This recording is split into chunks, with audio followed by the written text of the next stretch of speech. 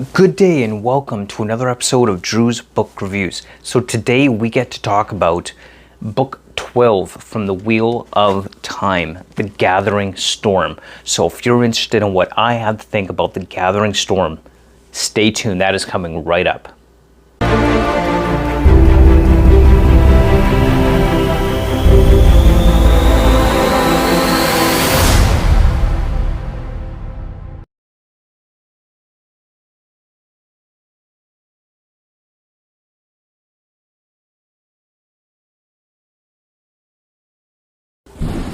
Okay, so The Gathering Storm, Book 12 from the Wheel of Time.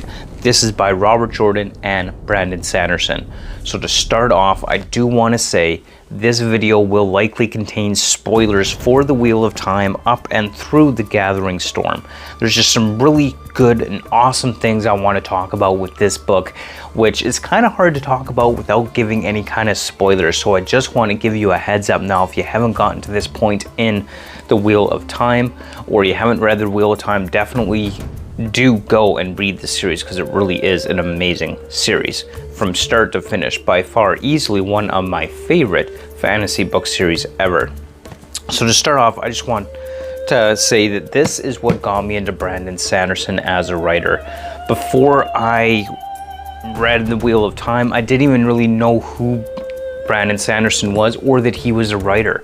But as I was reading The Wheel of Time and learned that he finished this book series off by Robert Jordan, my first thought after reading The Wheel of Time and reading how it finished here, especially with these last three books, was, wait, if Brandon Sanderson is good enough to finish Robert Jordan's Wheel of Time, surely he is good enough for me to read his other books. And that's when I kind of got hooked on Brandon Sanderson's Cosmere, but that's a whole nother video altogether. This one specifically is about The Gathering Storm. This is the first one where Brandon Sanderson wrote of the Wheel of Time, finishing off Robert Jordan's epic fantasy series. And I have to say, this was an amazing book, easily a 5-star review for me on Goodreads. I absolutely loved The Gathering Storm. And Brandon Sanderson has just done a tremendous job picking up the series and just starting his finishing of the series just with a bang. Like, it's just amazing what he's done with this. And you can definitely start to get a feel and a sense for Sanderson's writing style that just seemed to fit so well with the Wheel of Time. In terms of the books and the way they're written and the characters, I think he's done a really good job with the characters from the Wheel of Time and really kind of getting into learning those characters in order to finish off this book series. It really was well done. So bravo to Sanderson for doing that. That's just amazing. This is what got me into Sanderson, and for good reason. So in The Gathering Storm, we kind of start to get this sense that there's this big storm coming, and storm in reference to like the end of the world type of storm. Things are getting progressively worse. The Dark One's taint has been loosed upon the world, and things are changing, not just in terms of how the world operates, but also literally the reality of the world is changing. Rooms and corridors and hallways and places aren't where they're supposed to be. Things are getting mixed up and twisted around, and the Dark One is breaking loose from his prison, and Rand is trying desperately to find a way to win the last battle, essentially, which we know at this point is quickly approaching with the Gathering Storm. So all of our characters are trying to work through this new world where things aren't necessarily where they're supposed to be. And things are shifting and changing on a constant and regular basis. Now this book, The Gathering Storm, has a large focus on Egwene and Rand. And those two storylines are what I want to focus on in this video today.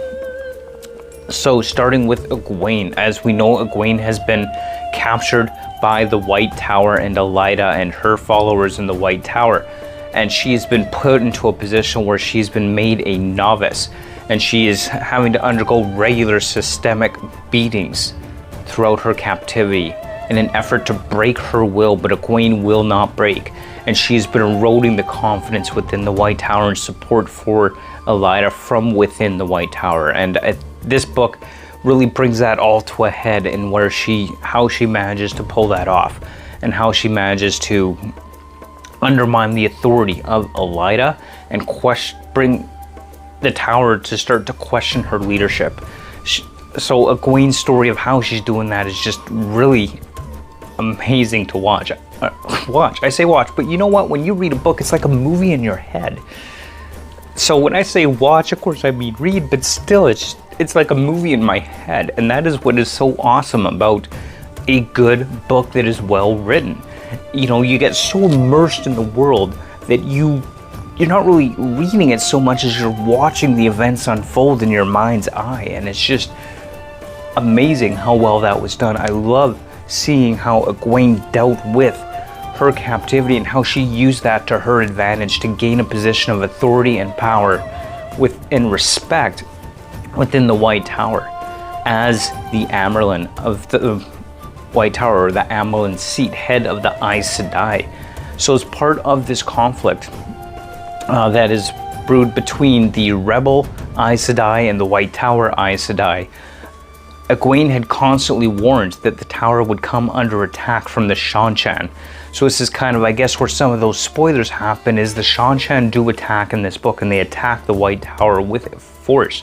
But of course, Elaida and her followers refused to believe that this was going to happen.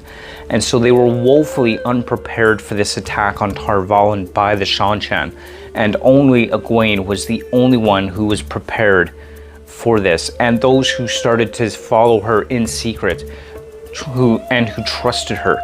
So this whole scene with the attack on Tar Valon was just, it was insane. It was intense.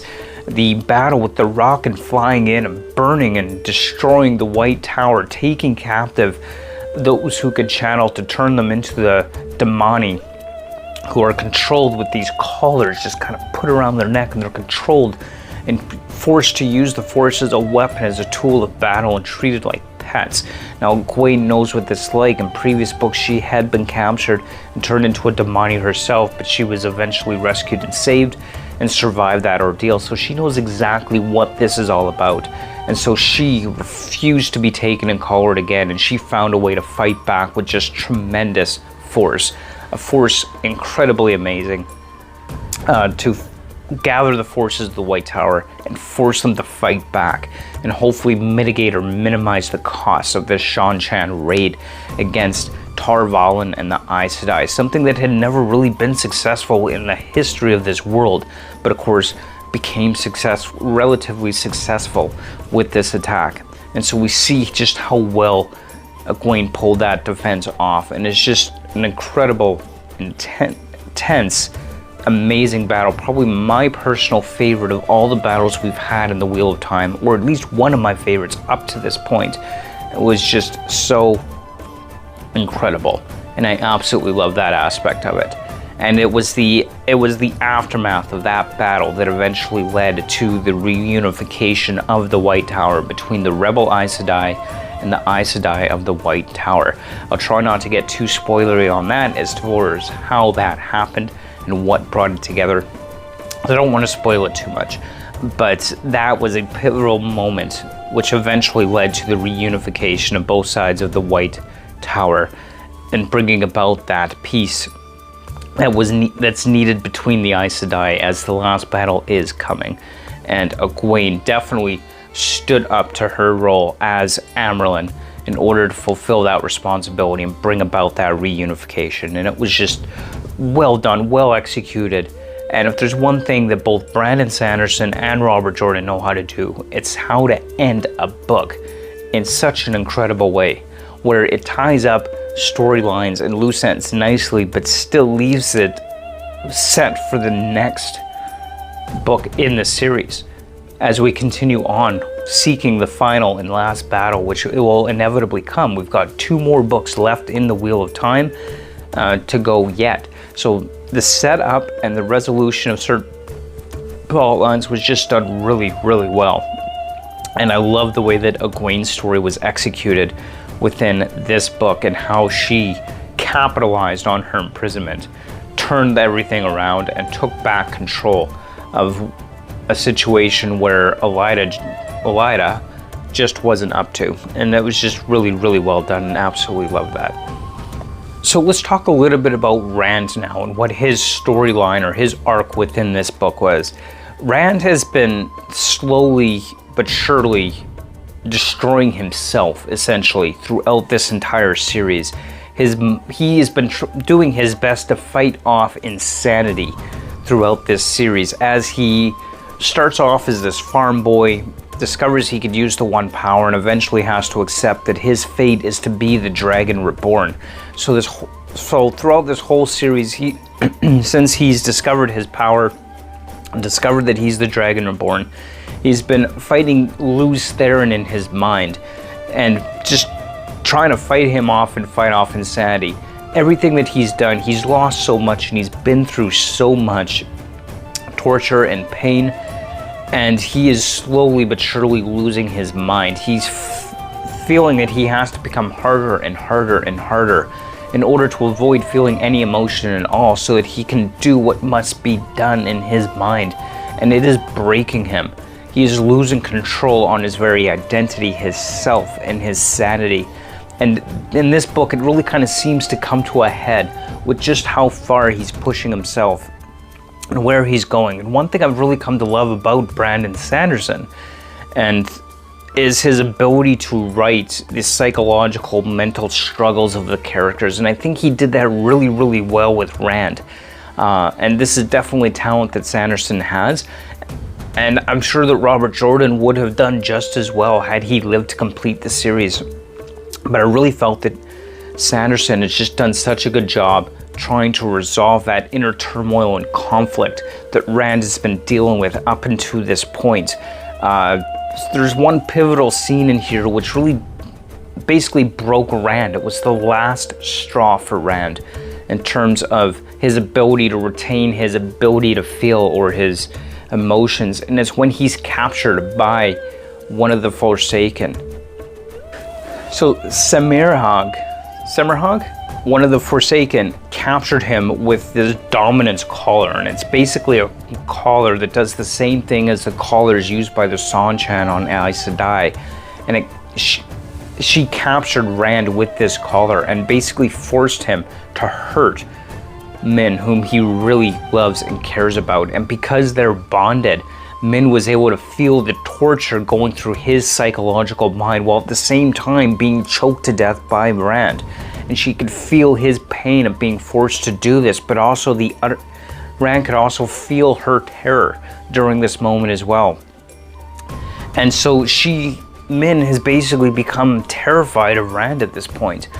But eventually, through this process and through this immense pressure and this absolutely terrifying scene, and I thought was really well executed, Rand manages to break out of that and manages to break free of this situation by grasping onto a new power that is neither saidin nor saidar, and manages to break free and break loose from his capture.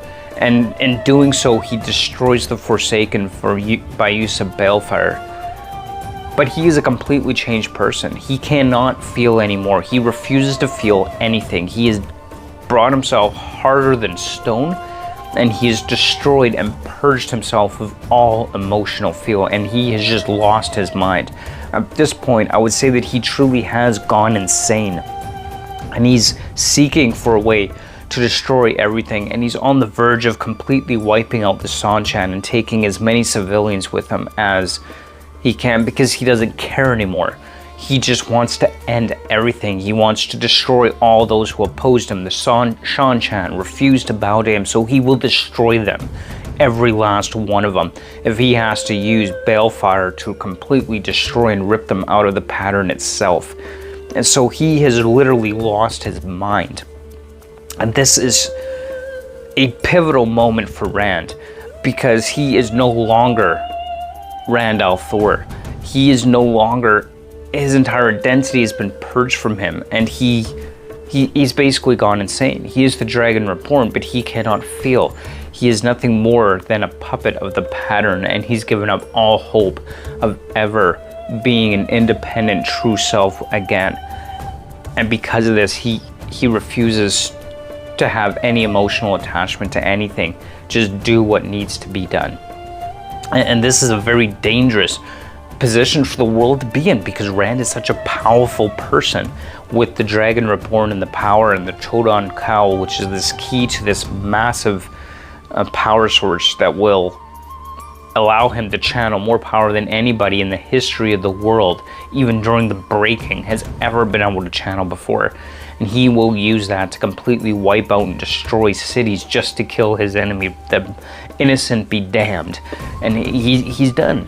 And it's just crazy what is happening here. And Rand's storyline, I just felt it was done so well that I could really feel his pain, or lack thereof, I guess, since he's completely destroyed all ability to feel within himself.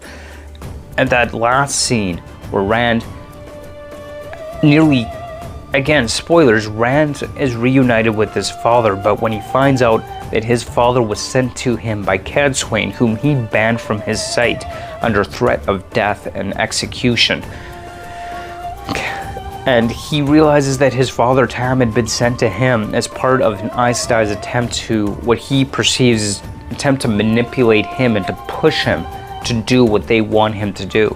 He loses control of his mind, and he gauges his breaking point and nearly kills his own father with the power.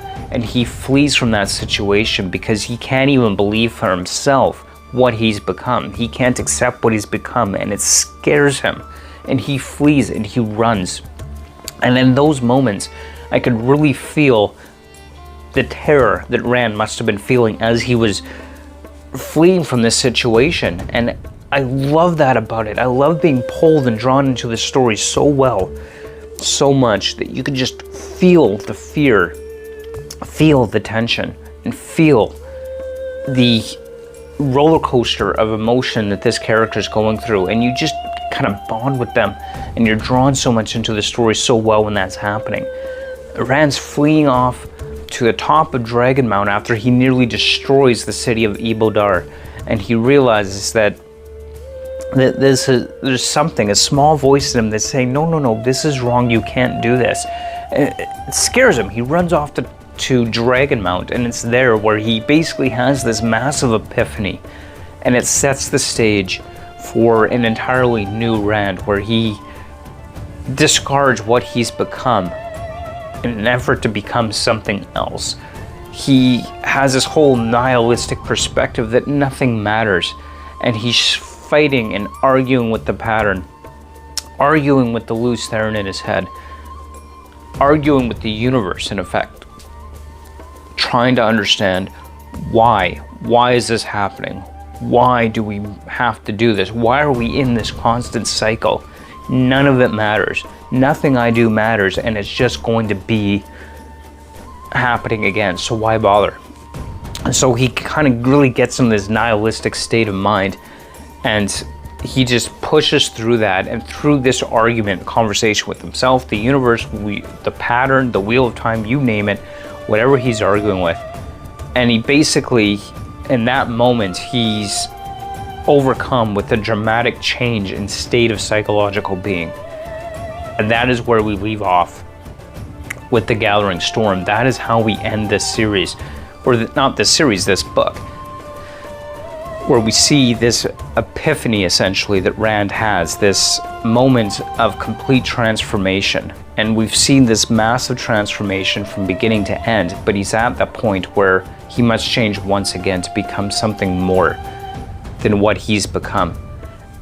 And I love the way that was set up, and it's going to be amazing to see how it continues throughout the last couple of books in the series.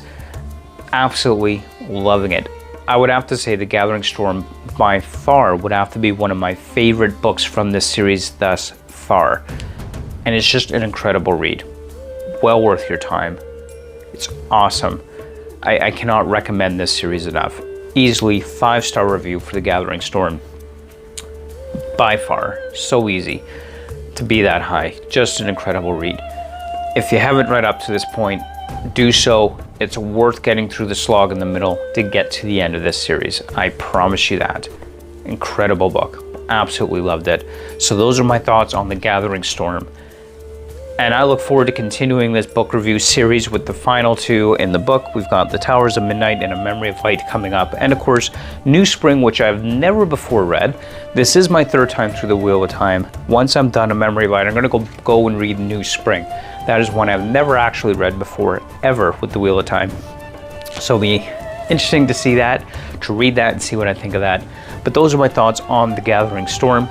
And of course, you know, what do you think? Have you read The Wheel of Time? What are your thoughts on The Wheel of Time if you made it this far into the video?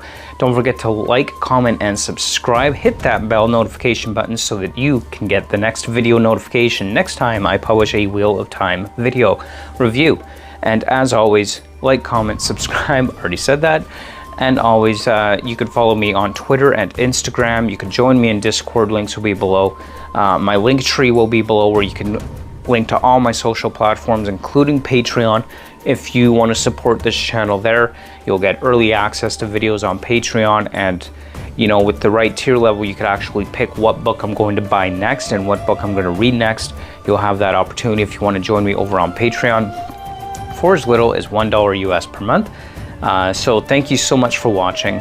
Thank you for liking, commenting, and subscribing. And we will see you next time on the next episode of Drew's Book Reviews. Until then, keep on reading. Bye.